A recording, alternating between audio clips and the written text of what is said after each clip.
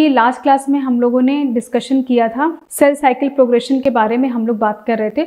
और cell cycle progression का मतलब सेल साइकिल कब होती है, जब सेल को डुप्लीकेशन करना होता है, सेल को एक सेल से दो डॉटर सेल्स का फॉर्मेशन करना होता है, तो उस समय सेल साइकिल में क्या क्या इवेंट्स होते हैं, उन इवेंट्स के बारे में हम लोगों ने डिस्कशन किया था। और वो इवेंट्स कैसे होते हैं, वो सीक्वेंशियल इवेंट्स होते हैं जो कि पूरे कंडक्शन किए जाते हैं। तो उन सीक्वेंशियल इवेंट के थ्रू क्या होता है, सेल साइकिल पूरा प्रॉपर फॉर्म में चलती है और फॉरवर्ड रिएक्शन में साइकिल चलती है।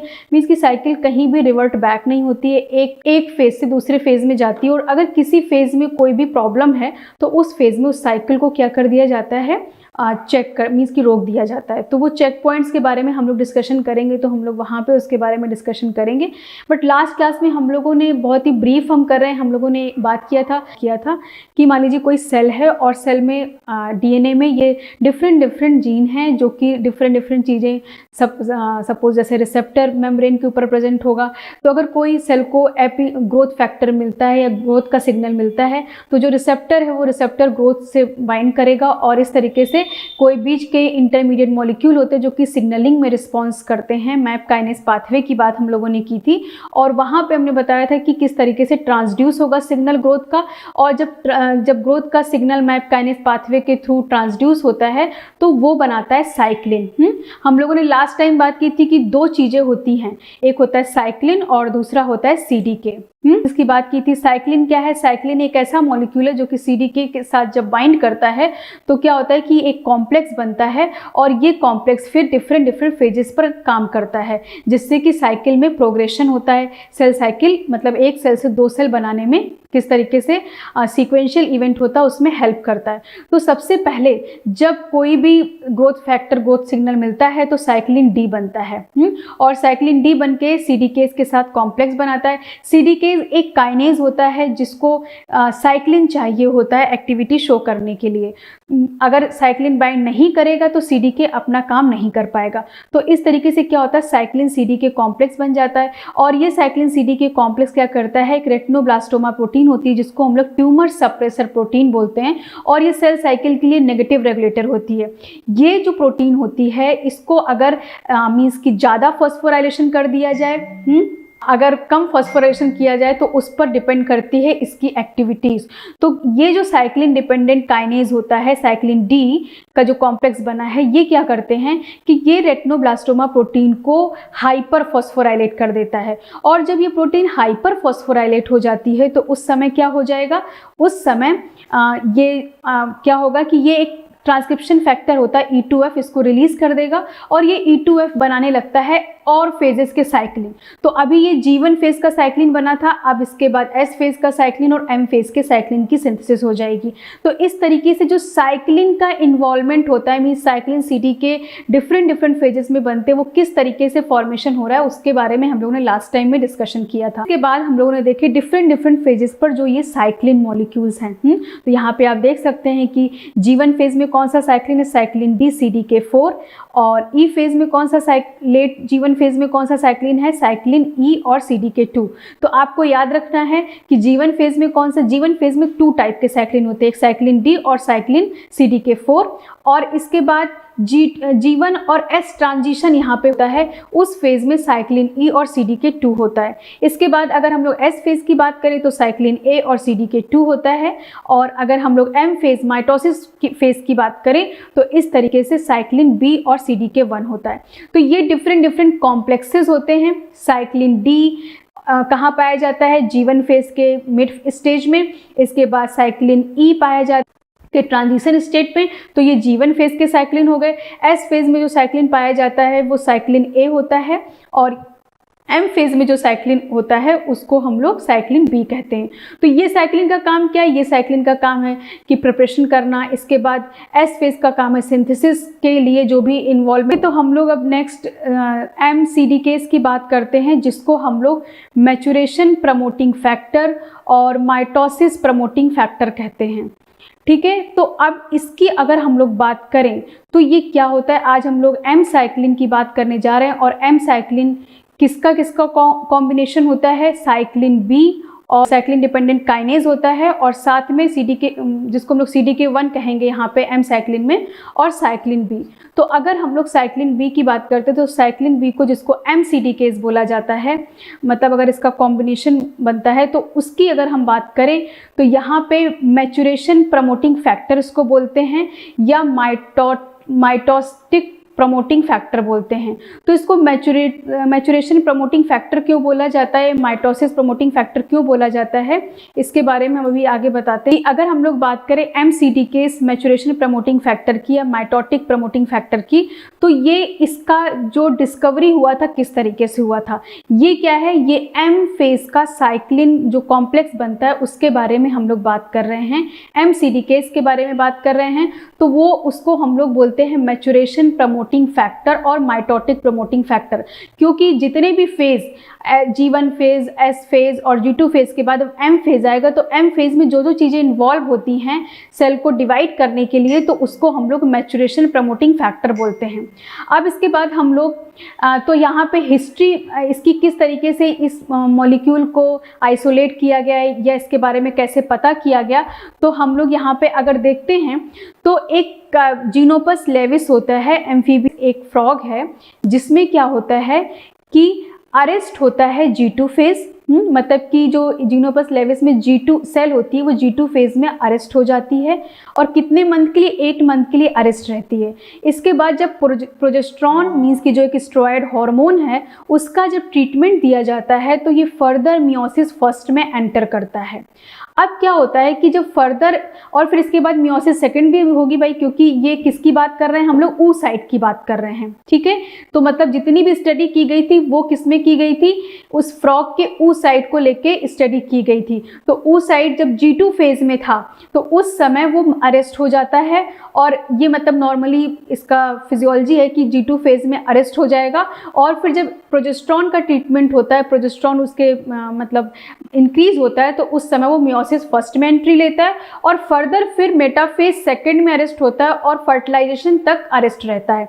जब फर्टिलाइजेशन होने वाला होता है तो उस समय वो अरेस्ट खत्म होता है। तो यहाँ पे इस एक्सपेरिमेंट से एक्चुअली में ये पता किया गया है कि मैच्योरेशन प्रमोटिंग फैक्टर या जो M फेज साइक्लिन के बारे में पता किया गया है। तो क्योंकि यहाँ पे अरेस्ट हो गया मियोसिस फर्स्ट में ही, क्या कहते हैं, यहाँ पे आप देख रहे हैं ना कि G2 फेज में अरेस्ट हो गया, तो मियोसिस में एंट्री, M फेज में एंट्री ले नहीं पाएगा। तो एक एक्सपेरिमेंट किया गया, ये फ्रॉग का oocyte लिया गया जो कि G2 फेज में अरेस्ट था। इसके बाद यहाँ पे प्रोजेस्टेरॉन का ट्रीटमेंट दिया गया इस सेल को। अब प्रोजेस्टेरॉन का जब ट्रीटमेंट इस सेल को दे दिया गया, जैसे ऐसे नॉर्मली तो फ्रॉग में कब होगा, जब 8 मंथ के बाद प्रोजेस्टेरॉन रिलीज होगा, लेकिन अगर हमने बाहर से क्या किया, प्रोजेस्टेरॉन का ट्रीटमेंट दे दिया, तो अब सेल किस में चली जाती है, M फेज में चली जाती है। क्योंकि क्या था कि जैसे ही प्रोजेस्टेरॉन का ट्रीटमेंट किया जाता है मियोसिस फर्स्ट में एंटर करता है। मियोसिस फर्स्ट में एंटर होने के बाद अब हमने क्या किया कि इसमें ये मियोसिस फर्स्ट में एंटर हो गया। अब हम लोग क्या कर सकते हैं कि इसका जो साइटोप्लाज्म है, क्योंकि इसमें प्रोजेस्टेरॉन क्या किया गया है, ट्रीटमेंट दे दिया गया है, तो क्योंकि प्रोजेस्टेरॉन के ट्रीटमेंट होने से इसके अंदर क्या बन रहा होगा, मैच्योरेशन प्रमोटिंग फैक्टर्स बनते हैं प्रोजेस्टेरॉन के ट्रीटमेंट के बाद। अब इसमें वो फैक्टर्स बन गए हैं इसके साइटोप्लाज्म में, और इस साइटोप्लाज्म को माइक्रो इंजेक्शन के थ्रू दूसरे G2 सेल्स में, मतलब अनदर G2 फेज की सेल लिया गया और उसमें उसको माइक्रो इंजेक्शन के थ्रू इंजेक्ट कर दिया गया। अब ये सेल भी G2 फेज में अरेस्ट है, मतलब कि G2 फेज में अरेस्ट है, तो इसका मतलब क्या है कि अभी इसमें जब तक प्रोजेस्टेरॉन का ट्रीटमेंट नहीं दिया जाएगा ये M फेज में नहीं जा सकती है। लेकिन इसका साइटोप्लाज्म इसमें इंजेक्ट कर दिया गया तो क्या हो जाएगा, जब इसका साइटोप्लाज्म इसमें इंजेक्ट कर दिया गया और इसमें इस सेल को प्रोजेस्टेरॉन का कोई भी ट्रीटमेंट नहीं दिया गया, तो भी क्या हुई, ये सेल M फेज में चली गई। तो इससे क्या समझ में आया, जीनोपस लेविस का oocyte लेते हैं जो कि G2 फेज में अरेस्टेड रहता है, उसमें जब प्रोजेस्टेरॉन का ट्रीटमेंट दिया जाता है तो प्रोजेस्टेरॉन की वजह से यहाँ पे कुछ फैक्टर्स बनते हैं और वो फैक्टर्स उस सेल को मतलब M फेज में ये सेल आ चुकी होती है। अब एक तरह की ये सेल है, G2 फेज सेल ली गई और उसको क्या किया गया, प्रोजेस्टेरॉन से ट्रीटमेंट कर दिया गया। इसके साइटोप्लाज्म में क्या हो गए, चेंजेस हो गए। अब क्या हुआ कि इसके साइटोप्लाज्म को इस वाले another G2 phase arrested cell में डाला गया। अब इसको प्रोजेस्टेरॉन से ट्रीटमेंट नहीं दिया गया, लेकिन क्या देखा गया कि यहाँ पे माइटोसिस मतलब एम फेज में सेल जा रही है। इसका मतलब इसके साइटोप्लाज्म में कुछ ऐसा बन रहा है जो कि जब इस सेल को भी प्रोजेस्टेरॉन से ट्रीटमेंट नहीं दिया गया फिर भी ये एम फेज में चली गई। तो इसका मतलब क्या है कि इसके साइटोप्लाज्म में कुछ ऐसे फैक्टर्स हैं जो कि इसको भी एम फेज के लिए प्रमोट करते हैं। तो इस क्योंकि ये oocyte की बात हो रही है, तो oocyte की जब बात करते हैं तो oocyte जब एम फेज में जाता है तो उसको एक तरीके से वो क्या होता है, oocyte का मैचुरेशन है।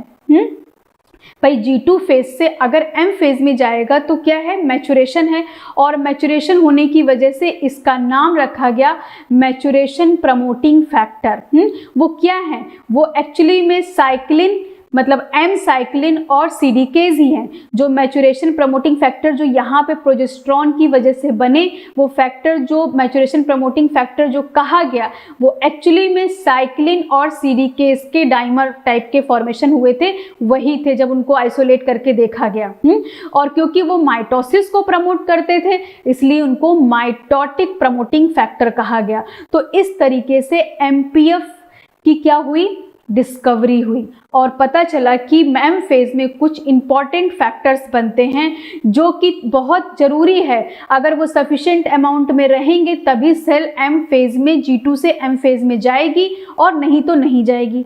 क्योंकि यहाँ पे बात की जा रही है जो ये फ्रॉग है या जीनोपस है इसके oocyte की बात की जा रही है। oocyte क्या होता है, oocyte एक इमैच्योर मतलब प्राइमरी oocyte इस तरह से होते हैं, तो एक इमैच्योर एग का फॉर्म या ओवा का फॉर्म होता है और इसके बाद तो उसको लिया गया और उसमें G2 फेज में अरेस्टेड जो भी है oocyte उसको फिर एम फेज में जब तब जा रहा है जब प्रोजेस्टेरॉन से ट्रीटमेंट किया जा रहा है, और एम फेज में जब जाता है तो इसी oocyte में कुछ ऐसे प्रोटीन या मॉलिक्यूल्स बनते हैं जो कि इसको एम फेज में मतलब प्रमोट करते हैं। तो वो कौन थे, वो साइक्लिन, एम साइक्लिन और सीडीकेज थे मॉलिक्यूल। तो इस तरीके से ये देखा गया क्योंकि ये एक तरीके से मियोटिक सेल्स जर्म सेल्स में देखा जा रहा है, मतलब एग oocyte में देखा जा रहा है तो यहाँ तो मियोटिक डिवीजन होगा। लेकिन फिर सोमैटिक सेल्स में भी ये देखा गया और सोमैटिक सेल्स में भी कुछ एक्सपेरिमेंट्स करके देखा गया कि सोमैटिक सेल्स में भी ऐसे ही फैक्टर्स बनते हैं। तो इस तरीके से ये पता किया गया कि जो मैचुरेशन प्रमोटिंग फैक्टर है वो माइटोसिस और मियोसिस दोनों तरह के जो भी सेल डिवाइड होते सभी, क्योंककि इसकी डिस्कवरी के बारे में हम लोग जान चुके हैं कि इसकी डिस्कवरी कैसे होती है। तो आगे हम लोग बात करते हैं कि इसमें मीन्स कि ये क्या क्या इसमें चीज़ें होती हैं जब एम फेज साइक्लिन और सीडीकेज की एक्टिविटी होती है तो उस समय क्या क्या चीज़ें होती हैं। तो एम फेज साइक्लिन की अगर बात करें तो हम लोग साइक्लिन बी उसको बोलते हैं और CDK1 होता है, ठीक है। दोनों काइनेज दोनों मिलेंगे, दोनों मिलके क्या बनाते हैं, मैचुरेशन प्रमोटिंग फैक्टर। मैचुरेशन क्यों कहा गया, क्योंकि ये oocyte में देखा गया और जब भी कोई oocyte G2 फेज से एम फेज में जाएगा तो वो मैच्योर ही होगा, तो इसीलिए उसको मैचुरेशन प्रमोटिंग फैक्टर बोलते हैं। क्योंकि सोमैटिक सेल्स में भी देखा जाता है तो माइटोसिस प्रमोटिंग फैक्टर बोलते हैं, और नहीं तो सिंपल फॉर्म में आप इसको बोल सकते हैं एम साइक्लिन सीडीकेज। तो यहाँ पे जिस समय साइक्लिन और सीडीके मिलते हैं उस समय क्या बनता है, क्या कमिटमेंट होती है कि सेल को डिवाइड करना है। इस समय सेल डिसीजन लेती है कि उसको माइटोसिस में एंट्री लेनी है और ये कमिटमेंट होता है कि सेल डिवाइड करेगी। जो ये एमपीएफ बनता है ये क्या क्या चीज़ें करने में हेल्प करता है, ये बहुत ही इंपॉर्टेंट फैक्टर है कि क्या चीज़ें करने में हेल्प करता है। क्रोमैटिन कंडेंसेशन करता है, क्या करवाएगा, क्रोमैटिन कंडेंसेशन करवाएगा, न्यूक्लियर एनवेलप ब्रेकडाउन कराएगा, फ्रेगमेंटेशन ऑफ गोल्जी एपरेटस होगा, स्पिंडल फॉर्मेशन होगा। तो ये चीज़ें तो आपको समझ में आ रही है कि जब सेल डिवाइड होती है, जैसा आपको पता है माइटोसिस डिवीजन, जब माइटोसिस की हम लोग बात करते हैं तो प्रोफेज है ना, मेटाफेज, एनाफेज, टीलोफेज, ये फेजेज होते हैं। तो इन फेजेज में जब ये पर्टिकुलर क्रोमोजोम जाता है सिंथेसिस के बाद तो फिर कुछ कुछ ये सारे चीज़ें होते हैं जो कि आप सेल डिवीजन में पढ़ते हैं कि क्रोमैटिन का कंडेंसेशन होता है, न्यूक्लियर एनवेलप ब्रेकडाउन होता है, फ्रेगमेंटेशन ऑफ गोल्जी एपरेटस होता है, स्पिंडल का फॉर्मेशन होता है, तब फिर सेपरेशन होता है। तो इस तरह की चीज़ें होती हैं। अब ये जो चीज़ें हो रही हैं, इन चीज़ों को कराने के लिए कौन रिस्पॉन्सिबल है? एमपीएफ रिस्पॉन्सिबल है। कौन? Maturation promoting factor. अब ये जो फैक्टर ये कैसे ये सारे चीज़ करवाता है? तो ये क्या करता है कि क्रोमैटिन का कंडेंसेशन ये कैसे करवाता है कि कुछ प्रोटीन्स को फॉस्फोराइलेट करता है जिसका नाम है कंडेंसिन। ठीक है, ये बहुत ही इंपॉर्टेंट, जब आप सेल डिवीजन पढ़ते हो तो वहाँ पे आप कंडेंसिन पढ़ते हैं। और कंडेंसिन एक 5 सब यूनिट की प्रोटीन होती है जो कि एसएमसी से मिलके बनी होती है। एसएमसी क्या होता है? स्ट्रक्चरल मेंटेनेंस क्रोमोसोम, है ना। तो ये एसएमसी से मिलके बनी होती है और कंडेंसिन में बेसिकली एसएमसी2, एसएमसी4 इस तरह के मॉलिक्यूल्स होते हैं। ये जो कंडेंसिन का काम क्या है? कंडेंसिन क्या करता है? स्ट्रक्चर और फंक्शनल ऑर्गेनाइजेशन करता है क्रोमोसोम का। मतलब जो क्रोमैटिन कंडेंसेशन हो रहा है तो वो उसमें ये काम करता है। तो मींस एमपीएफ का काम क्या है? एमपीएफ क्या है? एमपीएफ एक साइक्लिन और सीडीकेस का कंबाइंड फॉर्म में कॉम्प्लेक्स है। तो काइनेज है तो फॉस्फोराइलेट ही करेगा और पाथवेज को एक्टिवेट करेगा। तो ये क्या करता है? एमपीएफ कंडेंसिन को फॉस्फोराइलेट कर देता है और इस तरीके से क्या करता है कि हेल्प करता है स्ट्रक्चर और फंक्शनल ऑर्गेनाइजेशन में और क्रोमोसोम कंडेंसेशन में हेल्प हो जाती है। फिर दूसरा प्रोसेस क्या है? Nuclear envelope breakdown.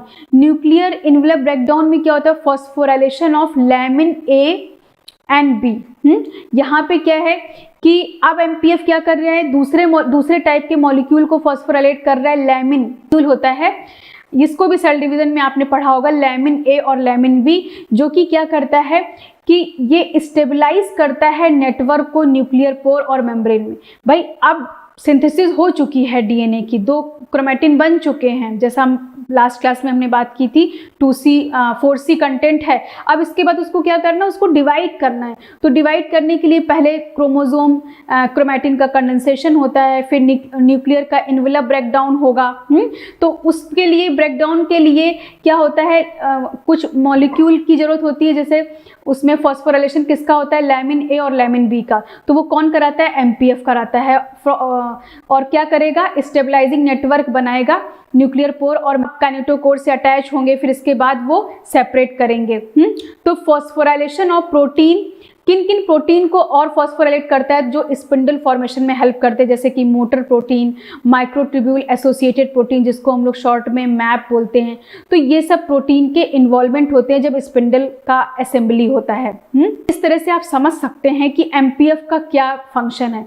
एमपीएफ बहुत इंपॉर्टेंट रोल प्ले करता है। एमपीएफ का काम G2 से शुरू होता है और वो एम फेज में भी अपना काम, मीन्स अर्ली G2 में भी काम करता है, अर्ली टू मिड, और इसके बाद फिर वो आगे क्या काम करता है, जो एम फेज है वहाँ भी उसका बहुत ये सारा इंपॉर्टेंट रोल कर रहा है। ठीक है, अब इसके बाद जो ये कंडेंसिन, हाँ यहाँ पे एक कुछ पॉइंट लिखा हुआ है कि जो कंडेंसिन मॉलिक्यूल है, कंडेंसिन मॉलिक्यूल जैसे हमने बताया कि एमसीडीकेस से क्या होगा कि फॉस्फोराइलेट होता है। इसके साथ साथ जो कि कंडेंसिन मॉलिक्यूल है उसको फॉस्फोराइलेट करने के लिए कुछ और भी मॉलिक्यूल होते हैं, जैसे कि ऑरोरा बी काइनेज, पोलो, ये कुछ मॉलिक्यूल अदर होते हैं जो कि ये भी कंडेंसिन को फॉस्फोराइलेट करते हैं। इस तरह का क्वेश्चन कभी आपके एग्जाम में पूछा गया है तो ये आप देख सकते हैं। ठीक है, तो कंडेंसिन को फॉस्फोराइलेट करने के लिए एमसीडीकेस तो है ही, और साथ में कुछ और भी काइनेजेस हैं जैसे ऑरोरा बी काइनेज और पोलो।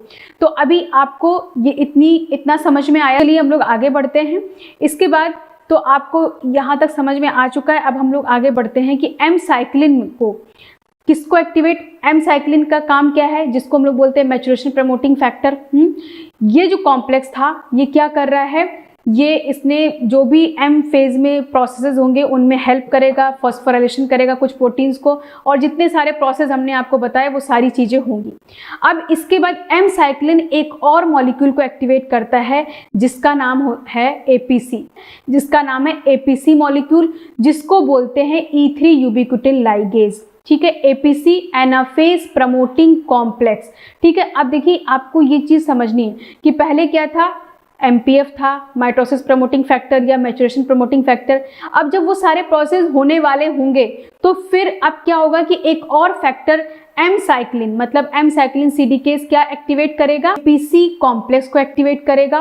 और एपीसी कॉम्प्लेक्स क्या होता है, E3 यूबिक्विटिल लाइगेज है। E3 यूबिक्विटिल लाइगेज या एपीसी कॉम्प्लेक्स क्या होते हैं, जीवन फेज में, मतलब कि ये लेट जीवन फेज में इस तरीके से काम करना शुरू कर देते हैं।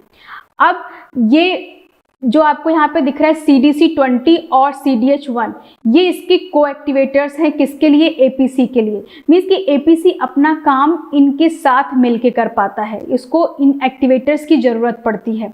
इस APC को किसने एक्टिवेट किया?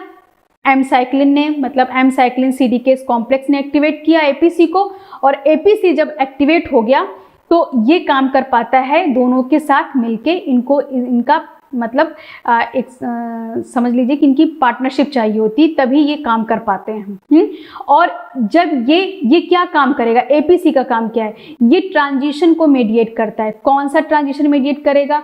कि अब एक्चुअली में जब प्रोफेज मतलब मेटाफेज, जैसे यहाँ पे आप देख सकते हैं कि मेटाफेज से जब एनाफेज ट्रांजिशन होगा तो उस समय ये कॉम्प्लेक्स इस तरीके से शिफ्ट कराएगा। तो क्योंकि अभी इसके पहले हमने सब बताया, जैसे कि कंडेंसन है, क्रोमोसोम, ये सारी चीज़ें जो यहाँ पे जितनी भी चीज़ें हमने बताई थी, ये सारी चीज़ें जब हो जा रही हैं तो इसके बाद अब नेक्स्ट क्या चाहिए कि अब एनाफेज में क्योंकि क्रोमोसोम का सेपरेशन होता है, तो उस समय अभी यहाँ पे कि मेटाफेज से एनाफेज के सेपरेशन के लिए किसकी जरूरत होती है? इंपॉर्टेंट रोल है। अब इसके बाद यहाँ पे आप देख सकते हैं अब ये किस तरीके से ये करवाता है, एनाफेज प्रमोटिंग फैक्टर किस तरीके से ये काम करवाता है, मीन्स की शिफ्टिंग कराता है मेटाफेज टू एनाफेज। आप यहाँ पे देख सकते हैं कि यहाँ पे एक कॉम्प्लेक्स बना हुआ है जिसका नाम जो इनएक्टिव फॉर्म में है और ये दो चीज़ों से मिलके बना है, एक सेपरेज है और एक सेक्यूरिन है। तो यहाँ पे एक सेपरेज जो एंजाइम, ये एंजाइम है, ठीक है, ये जो सेपरेज एंजाइम है इसका काम क्या है? इसका काम है क्रोमोसोम जो ये क्रोमैटिन है इनको ब्रेक करवाना, मतलब कि इस तरह से इस पोजीशन में ला देना।